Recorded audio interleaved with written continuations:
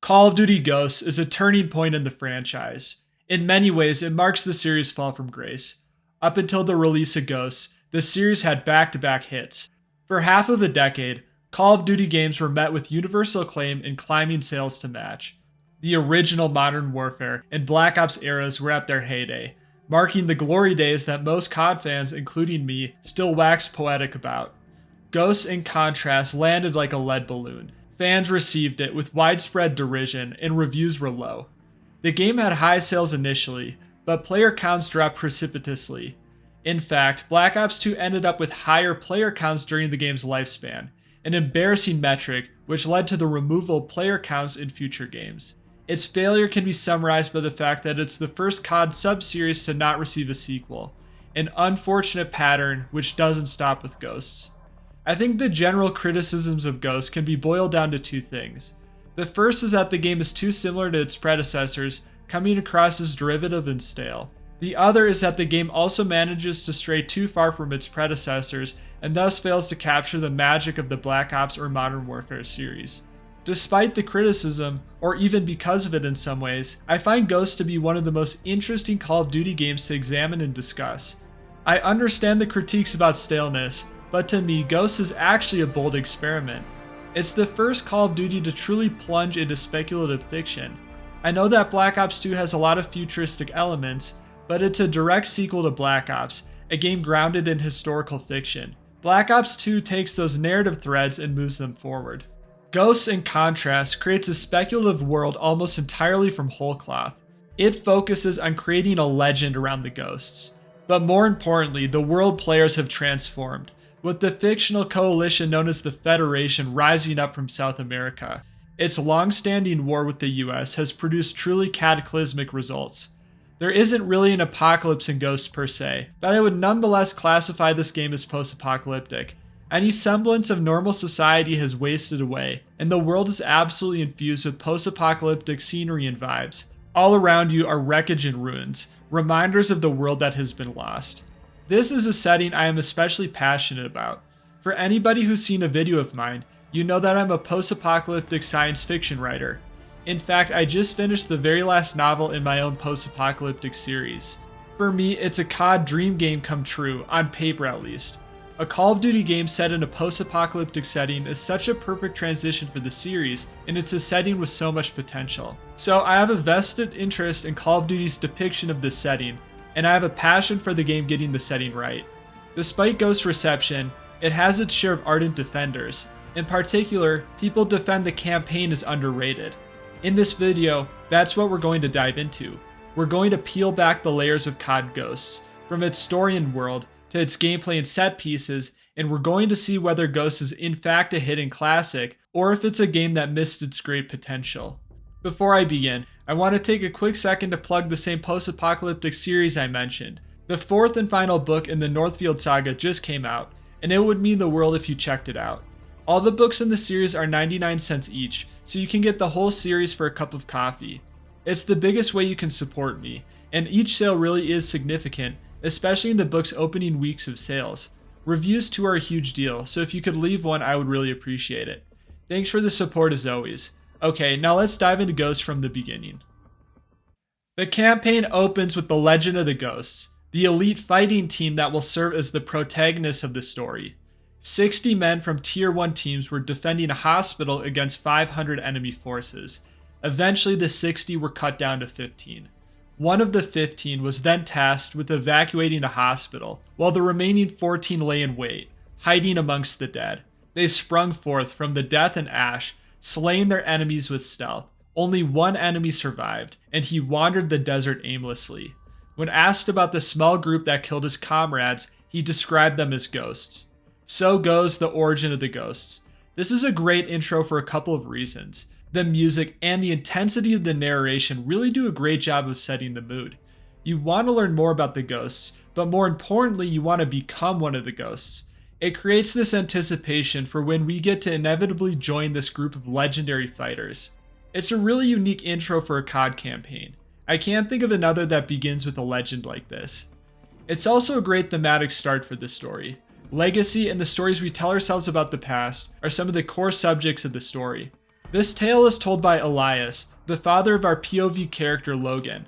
Elias has another son, Hesh, who doubts Elias' story and thinks it's just legend. Elias, though, is a full believer.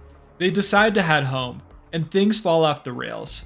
Missiles descend from the heavens, and they quickly render the world a fiery hellscape. Elias knows what's causing this catastrophe. It's something called Odin. Once more, Ghost is creating intrigue around one of its world elements. When they reach their house, our perspective changes. The player now takes the shoes of an astronaut aboard the Odin control station. The visuals are mesmerizing. Ghost has some of the best visual design in the series, and that's another topic I'll continue to mention throughout the video. Hostile forces are hijacking the station. We come to learn that this mysterious faction is called the Federation, and that they've broken some sort of truce. Ghost does a good job of world building in the earlier chapters. It finds a nice balance between more explicit exposition like the Ghost story, along with more organic exposition weaved through dialogue. The astronauts are frantically relaying information to each other, and it sounds natural, but it also gives us as the player just enough to glean what's going on. We know the Federation is behind this attack, and we know that they're a large enough faction to warrant signing a treaty with. This isn't just some splinter terrorist group. Odin rains down hell on the US, especially LA as we just saw. Another thing I really appreciate about this mission is how it weaves Logan and the astronauts' perspectives together. From Logan's POV, we get to see the abruptness of the attack, and we get to see the scale of the damage from a pedestrian perspective. Meanwhile, the astronauts' perspective gives us a more global understanding of what's going on. The astronauts make a desperate bid to destroy Odin before their enemies can do even more damage. They manage to succeed, but unfortunately this is at the cost of their own lives.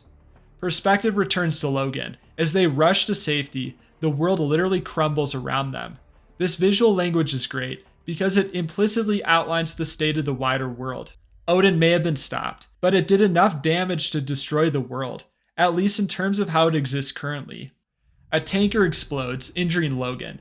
He's escorted to a vehicle by his brother and father. In a daze, he watches as LA is reduced to rubble by further Federation attacks. Overall, this first level is a really strong start to the game. As I mentioned, it peppers in just enough world building to make events comprehensible, while leaving enough open for exploration later. Most importantly, this start intrigues the player. It gets the player to ask, well, what happens next? And that's the chief goal of a good intro.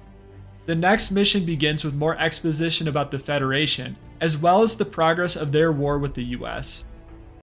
The Federation's rise to power had started years ago, when the great energy-producing deserts were destroyed. The world powers that depended on them collapsed, and in their wake, the Federation began to rise. The Federation united all of South America under one banner, and devoured everything in its path as it moved relentlessly to the north. After turning Odin against us, the Federation stood on the doorstep of America, poised for the kill. They thought we were weak, crippled, prey, waiting to be taken. We fought hard. We fought well. We fought them to a bloody stalemate. 10 years have passed, and the US and Federation are at a stalemate. We're about to see the toll that this prolonged war has taken. The mission begins, aptly titled Brave New World. Hesh and Logan do a sweep of the wall after Dallas got overrun the night before. They are joined by their canine companion Riley, and they pass through ruined building after ruined building. Boarded up walls, shattered windows, and overgrowth consume everything. Graffiti is sprayed everywhere that concrete is still exposed. It all speaks of years upon years of abandonment and neglect. This is why I called Ghosts post-apocalyptic. Depending on how much of a stickler you are about genre definitions, Ghosts may not technically be post-apocalyptic because it doesn't really focus on the same tropes of the genre like survival. However, its visuals consistently evoke that feeling of a world that's passed beyond the brink of destruction. A world where strength wins over truth and order. All that's left is the fight, and our heroes have to battle tooth and nail to recover what they've lost. It creates this mood, I guess, of days gone by intermixing familiar sights like a shopping mall with destruction and decay. Ghost nails this feeling, and as I started to pay more and more attention to the visuals, I began to really appreciate the sheer attention to detail in these environments. Hesh and Logan take down some Federation forces, including some enemy choppers. With their patrol complete, They head to Fort Santa Monica to regroup with their dad. With the overtaking of Dallas, Elias resolves that they've been on the defensive for too long. He decides to send his sons past the wall to no man's land. As a father, this decision pains him, but his sons are the only people he trusts enough to send on the mission. Once in no man's land, they'll link with the recon team. So far, I've had pretty much all positive things to say about the campaign. Well, with this conversation, some cracks started to show for me. The conversations between Elias, Hesh, and Logan throughout the game feel a bit artificial. This is unfortunate because the game really tries to get the player to get invested with their family. The reason it feels awkward is that Logan is a silent protagonist in the game. I wish they would have just given him a voice. Other Call of Duty games like Black Ops have done this, so it wouldn't be new territory for the franchise. There are a lot of games where having a silent protagonist works. However, there are times that this approach doesn't pan out. Notably, when you're trying to craft intimate relationships between characters. The relationship between Logan and Elias doesn't feel very believable because it's one-sided. Elias only speaks to Logan, and it never happens the other way around. All of the conversations are written around this fact, and they therefore feel inorganic, and not like a real father-son relationship. It's a shame because I do think Elias and Hesh are fairly solid characters. Unfortunately though, the family dynamic doesn't really land. Hesh and Logan head to no man's land, and Hesh gives some more exposition about the region. We call it no man's land. Span of destruction between LA and San Diego, created when Odin was turned against us. The beaches and surf breaks of my own childhood were now mined and abandoned. Dad told us few men got to operate in no man's land. It was too dangerous, too unpredictable. If he was sending us out there, it must have been important to him. Ghost does a good job of building up its setting and making it feel grounded and concrete. It does this first by making mention of regions before they are introduced in the game, such as no man's land. By being established early, it makes these locations feel like organic parts of the world, rather than just places being introduced when they are needed. Secondly, the number of locations is kept short and identifiable. Because of this simplicity, the player is able to build a mental picture of this world, if that makes sense. They drop in along with their trusted dog Riley. After taking out some guards, the player is treated to another incredible vista. There is a giant crater with a destroyed interstate road line within. A church hangs on the precipice about to fall off. To the player's left, there are tattered American and California flags, drifting in the wind. It's a very evocative image, and it could stand alone as a painting. It even follows sound compositional rules. The focal point, the cross, follows the rule of thirds. I point this out as yet another example of the attention to detail Ghost uses when crafting its environments. They really are incredible. The brothers continue on. This mission has a lot of segments where you play as Riley, stealthing around and killing guards. And well, I don't know. Your mileage may vary on this mechanic. I find that manually controlling a dog and killing people to be a bit cheesy, but honestly that might just be me. Eventually, they discover an American named Rorke, interrogating a soldier named Ajax. What's the matter? You look like you've just seen a ghost. You won't get anything from me. Well, that's too bad then.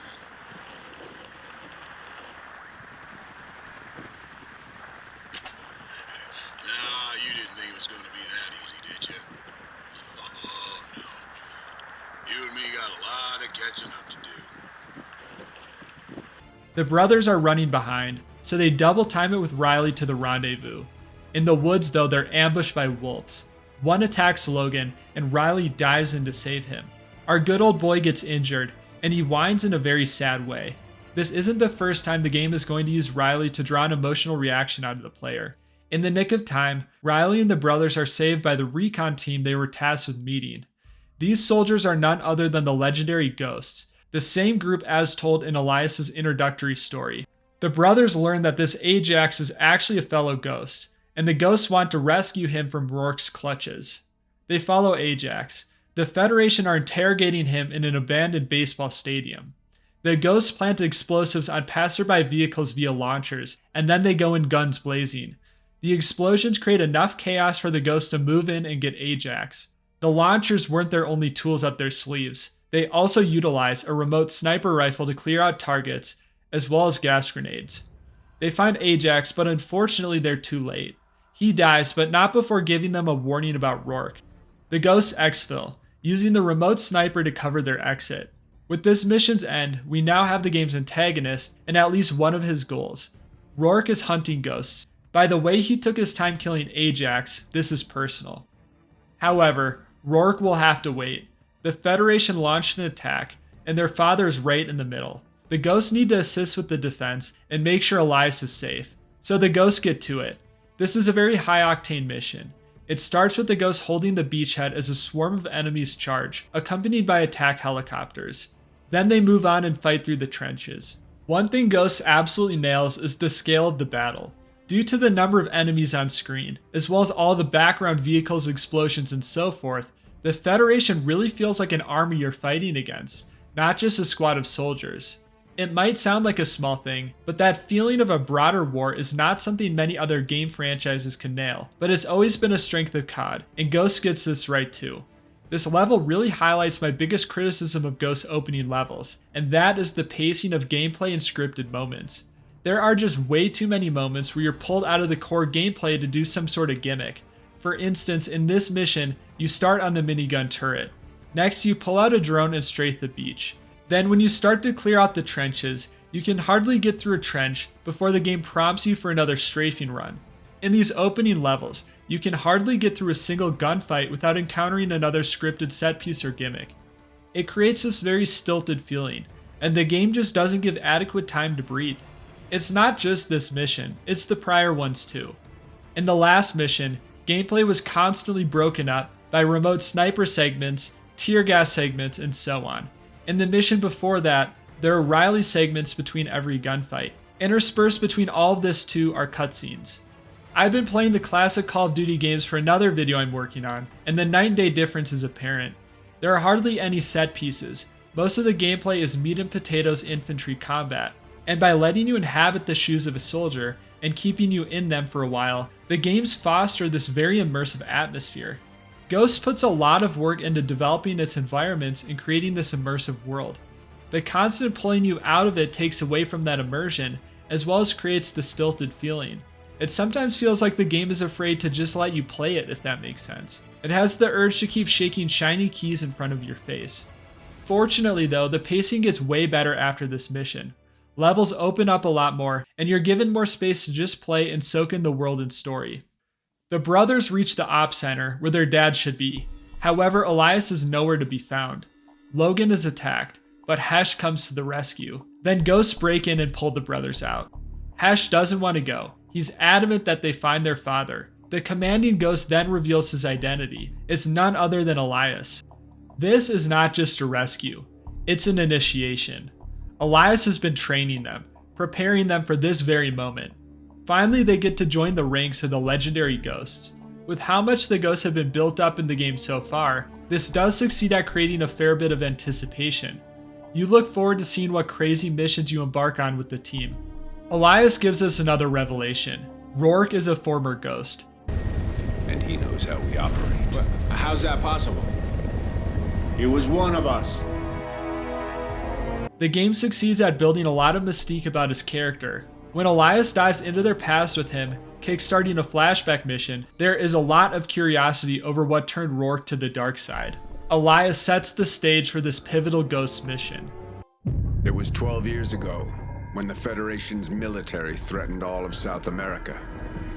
Their leader, General Almagro, demanded all US-born citizens be imprisoned or executed. It was Rorke who convinced Washington to let the ghosts solve the problem. The US sent an invasion force to destroy the Federation. Rorke led us to eliminate Almagro. But Rorke became obsessed with him. He talked of the man as if he were a bounty. And it was clear he would stop at nothing to claim that prize. We take Elias's shoes, and we head for this general, Almagro. With the emergence of Rorke as the game's inciting incident, we are now entering Act 2 of the game. So begins a string of incredible missions, all near the very top of the franchise for me. They are so strong in their settings, with locations that are both beautiful and iconic, and they have fantastic pacing, gameplay, and set pieces. If the entire game was as strong as Act 2, well, I think there would be absolutely no doubt that Ghost is a classic. This first mission is no exception. The ghosts fight through Caracas, the Federation's capital. I'm a sucker for war-torn city fight missions, and Ghost does it well too. It nails that big scale feeling, and the city is simply beautiful, with a war-torn yet very bright and tropical aesthetic. The dam is destroyed and the city floods. This leads to some pretty creative moments. For instance, the water becomes a stealth mechanic. Elias can crouch underneath the surface to sneak up on opponents. They weave between rooftops and also have to fight through the water. The water inhibits the player's movement, so it's a cool way of adding further gameplay variety. They finally catch Almagro, who is attempting to flee via chopper. The ghosts kill him, but the helicopter goes down. Rorke ends up in a sticky situation. He's hanging onto a ladder, which is about to fall. Elias tries to pull him up, but the ladder continues to pull him down. Eventually, Elias has to let go, to prevent both him and Rorke from falling. By Elias's tone, it's apparent that he carries guilt over what happened to Rorke. I made the hardest decision of my life. I let him go and saved the others. Initially, I thought that this event was the sole reason why Rorke turned against the ghosts, because Elias let him go. At first, I thought this was a pretty weak reason. I mean, from the situation, it's not clear how exactly Elias could have saved Rorke there. It felt like a contrived conflict. It doesn't feel like any sane person could truly blame Elias here. However, there are some events explained further on that make Rorke's hatred of the ghosts more complex and interesting. Elias alludes to it when he says the Federation can turn anyone. The Federation got to him first. Whatever they did, if they can turn him, they can turn anyone. And a ghost won't stop until he completes his mission. The ghosts head back to Caracas. There's a man named Victor Ramos who heads up R&D for the Federation. He's Rorke's friend, and Elias believes he knows where their enemy is. So begins Federation Day, probably my favorite mission in the game, although there are so many great missions that it's hard to choose. It takes place high in the Caracas skyline as fireworks shoot in all directions. The Federation is celebrating Federation Day. The setting is one of my favorites in the entire series, and it has that same it factor as a setting like Chernobyl in Modern Warfare. The ghosts zipline to their target building and they rappel down, clearing rooftops along the way. Like the prior mission with the flood, this zipline segment is the perfect marrying of the setting with gameplay. The gameplay is very Rainbow Six Vegas-esque, with you able to move horizontally and vertically along the windows. It's a very fresh and also very fun setup that shows the creativity in Ghost set piece design. This will continue throughout the game. The ghosts make their way through the building, stealthily taking out guards and rappelling down more windows. Eventually they go guns blazing and the action heats up. This mission nails the pacing from slow build up to intense action well too. This is all culminating to an explosive finale. Eventually the ghosts find Victor Ramos. After some persuasion, he spills the beans on Rorke. He has Rorke's location in an encrypted file. However, Rorke is one step ahead. He knew that the ghosts would follow the breadcrumbs. Rorke then blows the building. The ghosts make a frantic exit, and they literally slide down the crumbling floor. They burst through the window and pull their chutes, just in the nick of time. With the intel from Ramos, they locate Rorke. He's in an industrial complex out on the Gulf. The player begins the mission in the boots of a pilot, in a pretty strong attack chopper segment. We're tasked with clearing out the complex's defenses, of which there are many. This vehicle segment is pretty strong, largely because of how open the level is. You have free range to fly around with the helicopter, which helps with the feeling that, well, you're piloting a helicopter. The choppers clear the way for infantry to move in. The player then returns to Logan's POV, and we clear out the facility with the ghosts. Eventually, they do manage to capture their quarry, Rorke. This creates an uneasy feeling in the player. This was far too easy. If you remember Rorke's words earlier, he knew the ghosts would follow the breadcrumbs. That probably also means he knew the ghosts would find him here and capture him, right? As the next mission begins, Elias explains a bit more about what happened to Rorke. There are ancient tribes deep in the Amazon who have perfected the art of torture over hundreds of years. The Federation embraced this heritage, enhancing it with more sophisticated methods. They kept Rorke in a hole for months, feeding him food mixed with the poisons of exotic plants. As they broke down his body, they went to work on his mind. Rorke was essentially brainwashed by the Federation. In fact, he soon says that the Federation set him free. Elias gets to work interrogating Rorke, but he's unfazed. After what the Federation did to him, what exactly could Elias do worse to him? When Elias threatens to throw Rorke out of the plane, he says this. What? You gonna drop me, Lieutenant? Again? It's clear that he still has a sore spot for Elias letting him go. However, as I mentioned earlier, this motivation by itself is weak. It's clear that Elias had no other choice. However, I think what makes this motivation really work is its combination with the brainwashing. I have no doubt that the Federation, during their torture, took this sore spot and leveraged it, nourished it. They twisted the story in Rorke's head, transforming Elias and the Ghost into incompetent, callous men who let him go when they didn't have to. This motivation really ties well into the game's larger themes. The game examines the stories and the legends we build up around ourselves, mainly the Ghosts, and how these stories prompt people to action. Unfortunately, our capture of Rorke did end up being too easy. He was being followed by the Federation. They hijack the plane and throw us out. Bizarrely, Rorke leaves Logan alive, even though he has Logan dead to rights. He says this to him. If you make it out of this, kid, come find me. There's always room for one more. Rorke has taken an interest in Logan, and he wants to turn Logan to his side. When Logan lands, he finds himself alone, stranded in the jungle. This mission, aptly titled The Hunted, sees Logan sneak through the jungle, hoping to relink with his team. It's a great mission that inverts the Ghost's role. As the title states, we go from hunters to hunted, and it's a refreshing change of pace. The mission is also decently open-ended, especially for a stealth level. It really enhances the experience this mission is going for. Without hard guardrails reminding you that you're in a scripted game, it's easier to get immersed in the mission. If you want to, you can even go guns blazing, although it's not the recommended route. Eventually, Logan does link back up with the Ghosts and they make their way out. This level is also home to some amazing scenery. There is a segment where you creep through long grass in the midst of a rainstorm, with a single tree in the middle. You could take one of these frames and make a painting out of it. You know, it's funny. Ghost has a reputation for being too brown and gray, but throughout the campaign, I can't help but be amazed at its art direction and its ability to create great compositions with its environments and landscapes. When they pass through the field, the feds launch a rocket into the air, which the Ghost fears nuclear.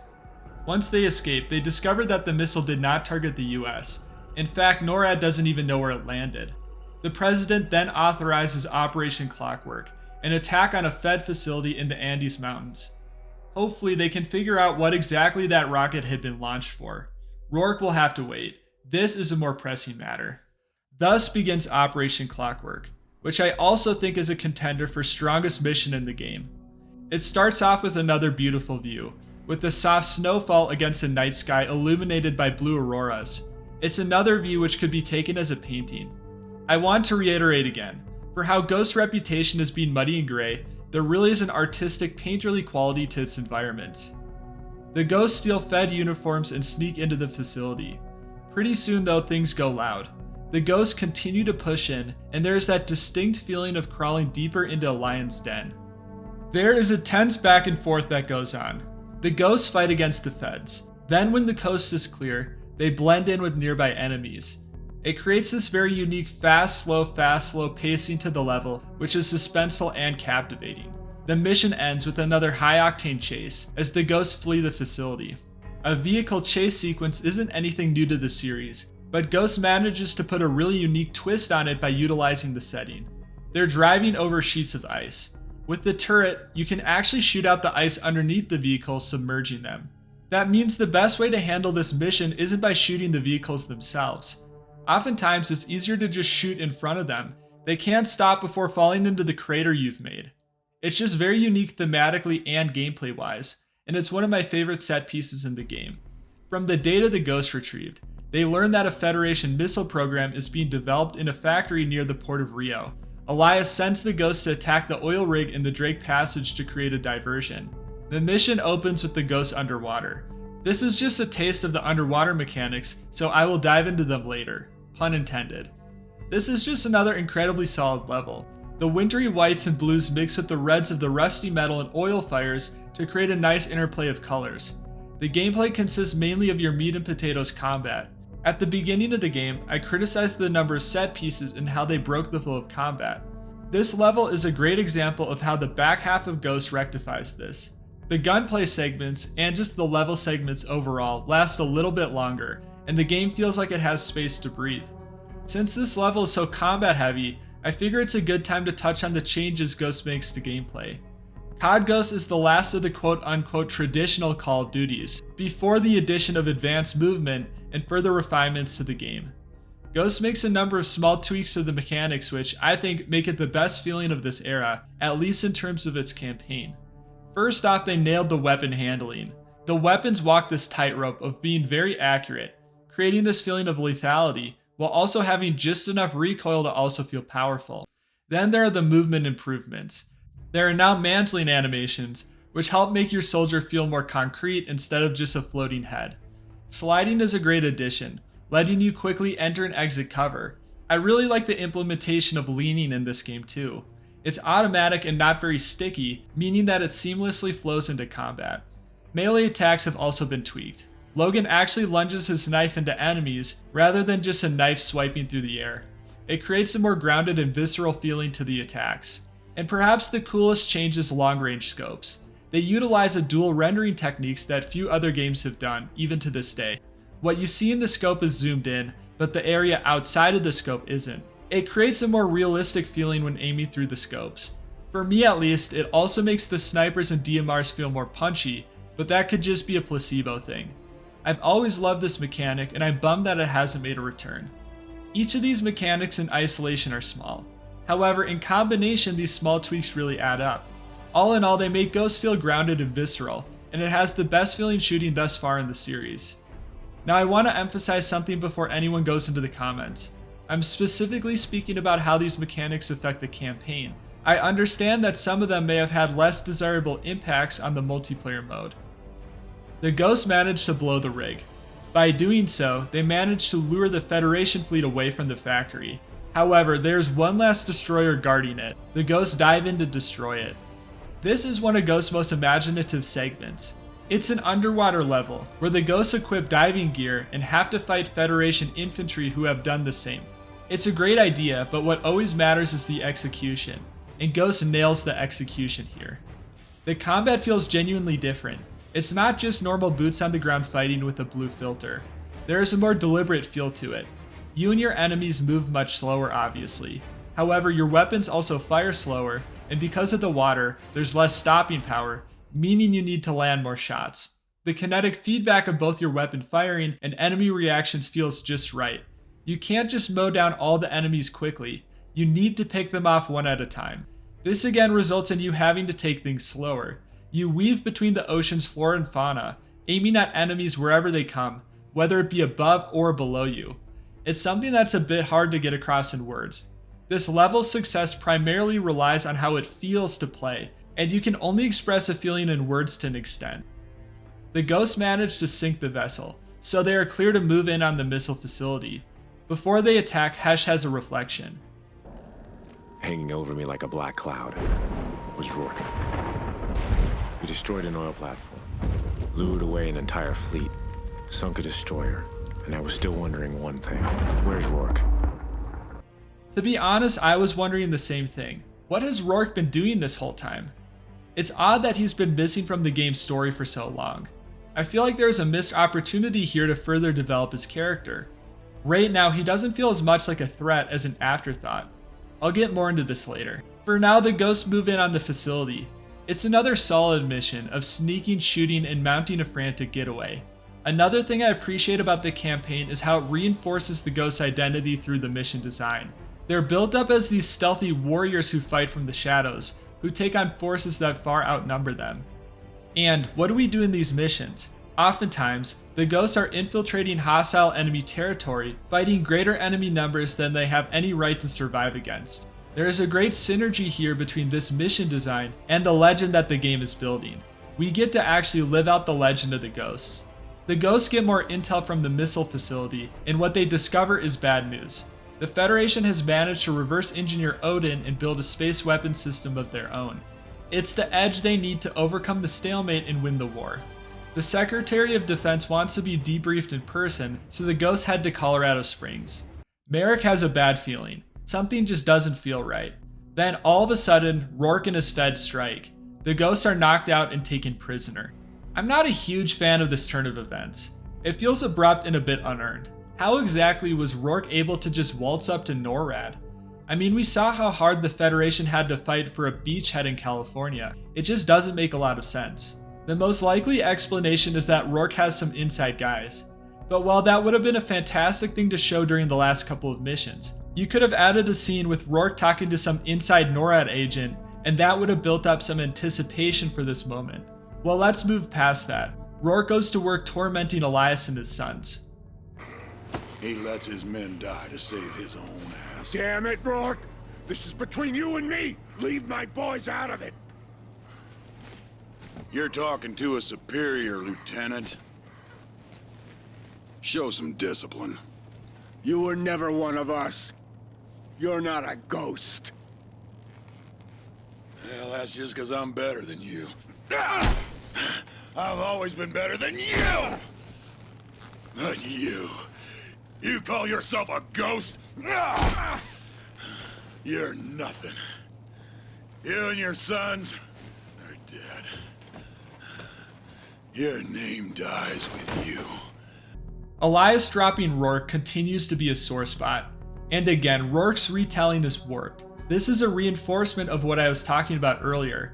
The feds used this event as a crack in Rorke's armor. They kept applying pressure and leverage to that weakness, breaking Rorke.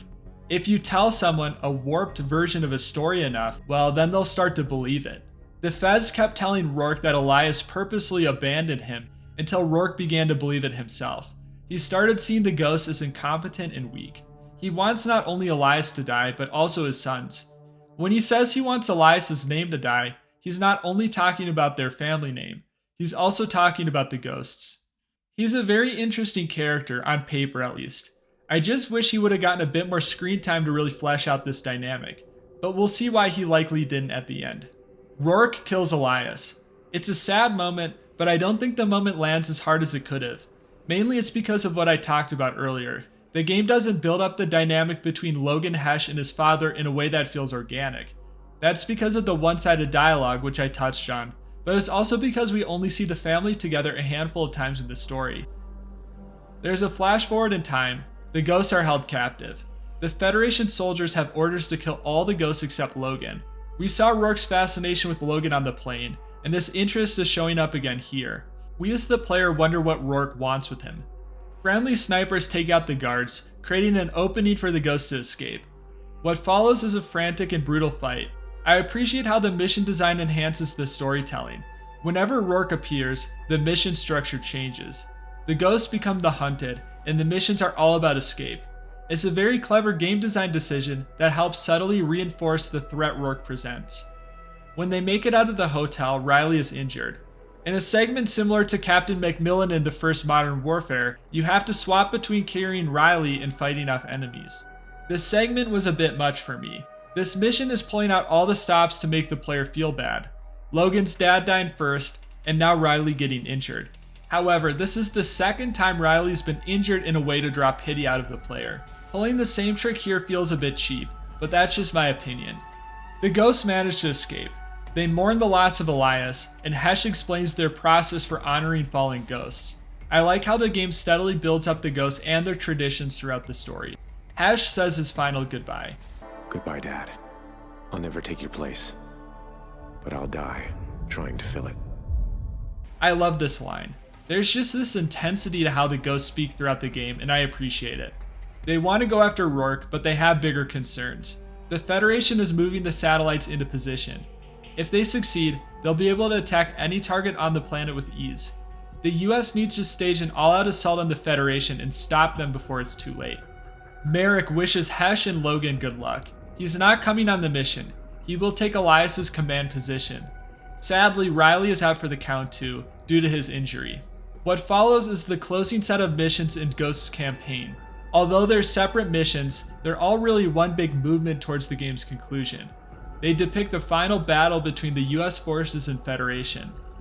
These final missions are great, mainly because of how they create a feeling of scale and capture that this is a war between two giant nations, not just a small skirmish. It starts off with an intense defense of the aircraft carrier, which moves onto the shoreline to deliver the invasion force. This mission does a great job of framing the invasion by showing us exactly what we're up against. The Federation's fleet and air support are on full display, and this gives us a sound sense of the enemy scale. Logan takes control of an Osprey during this mission, which enables us to sweep over the Federation and get an even better grasp of their sheer numbers. They manage to defend the carrier, but things get worse. The Feds manage to get the satellites operational, and they fire missiles that destroy the carrier. Hesh and Logan make a desperate escape from the sinking carrier. With the carrier gone, they decide to aid the ground invasion force and take out the ground array. If they don't, then the war is over. This is not the only assault happening though. Meanwhile, an assault team has been launched and is heading for the satellites. Destroying the ground array will prevent the Federation from warning the satellite crew of their approach, so its destruction is imperative.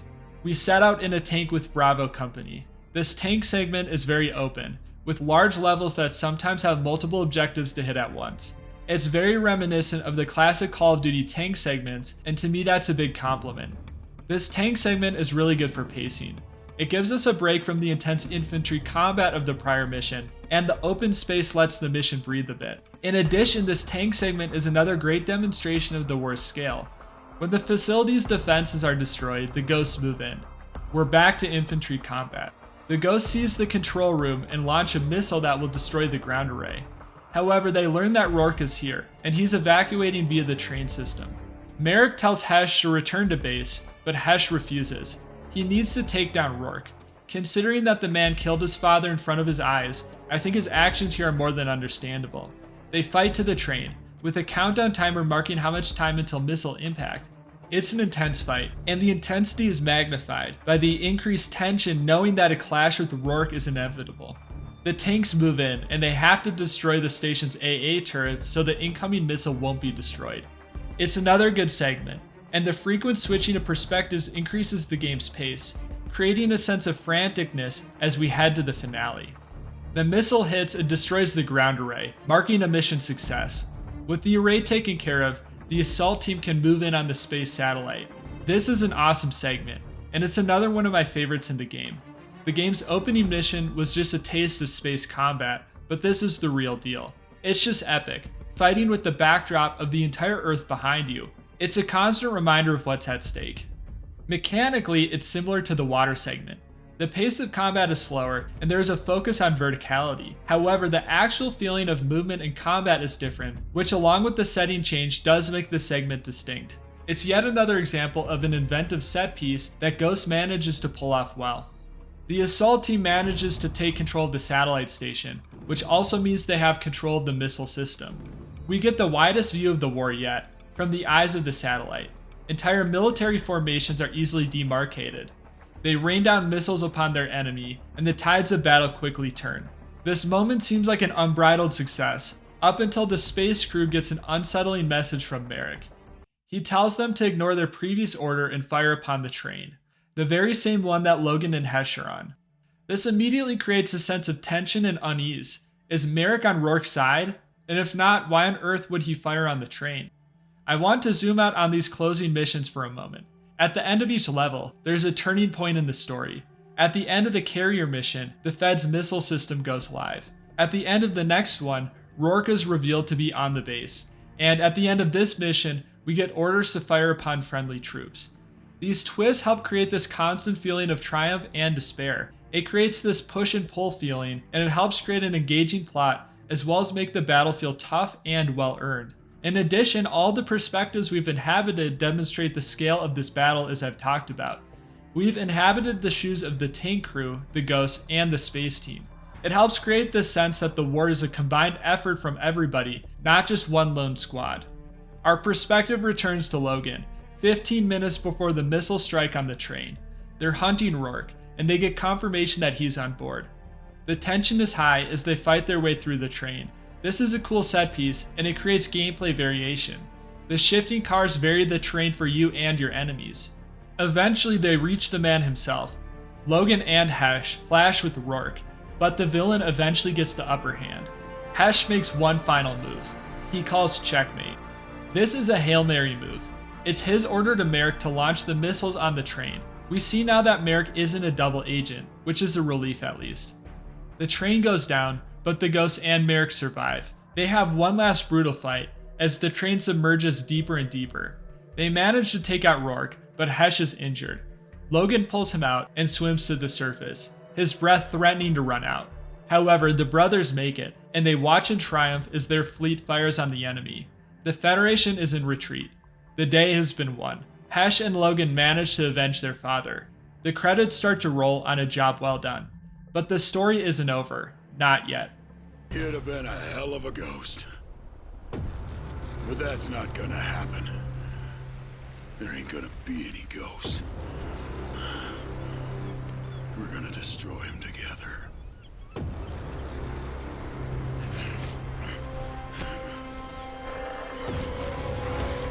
Logan! Logan! Logan! Rorke has survived too. He descends upon Hesh and Logan, and he knocks the older brother out. Rorke drags Logan to the abyss, and well, that's how the game ends. It's a cliffhanger, perhaps the biggest that the series has ever had. It's bait for a sequel which, 12 years later, looks like will never happen, unfortunately. A lot of people hate this cliffhanger ending. It ends the game on a super negative note, and it feels like it invalidates all the work we put in. If Rorke's alive, then we failed at our mission. In pure isolation, I don't think this cliffhanger is terrible. Here's why. First off, I think it makes sense that Rorke is alive, at least in terms of the story's logic. Hesh got shot in roughly the same spot, yet he managed to escape from the submerged train. Why couldn't Rorke do the same? Secondly, I think his kidnapping of Logan is an intriguing idea. The story has built up towards it. As I pointed out, Rorke has expressed interest in Logan multiple times. Rorke has a fascination with him, and he wants Logan to join his side. There's an implication here that he plans on doing to Logan what has been done to him. He'll torment Logan until he breaks, becoming a mold that Rorke can bend to his will. This does feel in character for him. First off, it's the final revenge he can have on Elias even past the grave, turning his son, his very legacy, into something Elias would fight against. Secondly, I think there are pangs of loneliness from Rorke throughout the story. This is a man that feels abandoned by the ghosts, and that sting hasn't gone away. It makes sense that he would want to start his own ghost, so to speak, starting with Logan. It's a step towards the brotherhood he had lost. And this all does set up an interesting premise for the sequel. What's going to happen to Logan? Will he persevere, or will he become a man we fight against? I also think the sequel is where they planned on developing Rorke even further. That may explain his absence in the game. This all sounds good, but there's an inherent risk with cliffhanger endings. If you don't get the opportunity to make the sequel, then your story is left adrift. Unfortunately, that is the fate COD Ghost finds itself in. Without a sequel, the ending to this game is unsatisfying. The story doesn't stand by itself, precisely because it isn't meant to. That's the whole purpose of a cliffhanger. It makes you need to see the next part. You could argue whether or not this is the game's fault, but I think it nonetheless does harm the game's story as it stands today. Ghost took a gamble on a sequel, and unfortunately it didn't pay off. With that though, we've reached the end of this story. I'll summarize my thoughts and get to the final verdict. Is Ghost a secret classic? Call of Duty Ghost campaign has a lot going for it. I think it has some of the strongest mission design in the series. The set pieces in this game are creative, and there are so many that feel genuinely fresh. The gameplay pacing at the beginning feels a bit rushed, with too many set pieces interrupting the game's flow. But this smooths out in the game's second act onwards when the game really hits its stride. The campaign has fantastic art direction, with levels and scenery that tell a story, while also being utterly picturesque and varied. I think the game manages to depict the post-apocalyptic setting well, and it's an interesting world that did intrigue me. In addition, there are a number of small gameplay tweaks and refinements that make the infantry combat, campaign-wise, perhaps the best in the series up until this point. Unfortunately, despite these positives, there are a handful of things that hold Ghost back. The ending, whether it's the game's fault or not, does put a blemish on the story and make the experience feel unsatisfying. Rorke is a really interesting villain, and his psychology is complex and layered. However, I feel like he's underutilized. He has this tendency to disappear for a while before popping back in, but the biggest missed opportunity for me is the main characters. They definitely aren't bad. In fact, they're pretty decent. However, when you look back on prior COD games, they have iconic characters that the player resonates with. Captain Price, Soap, Frank Woods, and so on. The Ghosts just don't have that X factor to them. I think the dynamic between Logan, Hesh, and Elias could have worked a bit better if they had let Logan participate in the conversations.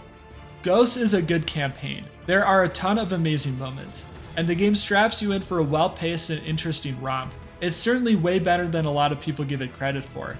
However, I think the game falls just short of that classic title, for the reasons I've talked about. The ending is a tough pill to swallow. On top of that, characters are the most important parts of stories to me, so the fact that they didn't resonate with me is a bummer. Overall though, Ghost is a campaign that has a great vision and a sense of artistry. As I said, I greatly enjoyed the speculative world it built up, and the backstory and factions genuinely fascinated me. I would have loved another game in this series to further explore and build out the world. I think in that sense, the post-apocalyptic setting is a success. In addition, a satisfying ending to the cliffhanger wouldn't have hurt either.